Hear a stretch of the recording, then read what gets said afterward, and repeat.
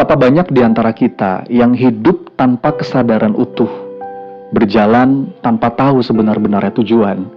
Maka kita perlu sejenak berdiam dalam hening untuk menyadari tujuan besar dari rutinitas harian kita, membangun kesadaran tentang apa-apa yang paling penting untuk kemudian menghidupkannya dalam setiap tarikan nafas. Kita harus berani memilih, kita harus berani memutuskan untuk tidak melakukan hal-hal yang kita anggap tidak penting. Kita bebaskan diri kita dari perasaan khawatir, gelisah, dan menyesal untuk hal-hal yang tidak kita pilih. Ini adalah sebuah upaya untuk belajar menghargai hidup. Karena memang tidak semua harus kita lakukan. If everything is important, then nothing is. Kalau semua kita anggap penting, itu berarti nggak ada yang benar-benar penting.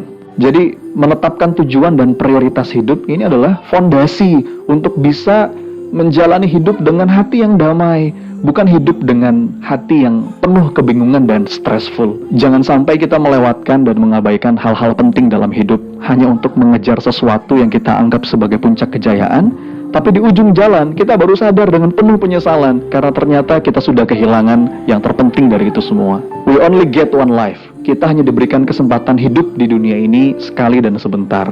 Maka tugas terpenting yang harus kita lakukan sebelum yang lain adalah memastikan arah yang kita tuju, lalu kemudian menjalaninya dengan penuh kesadaran.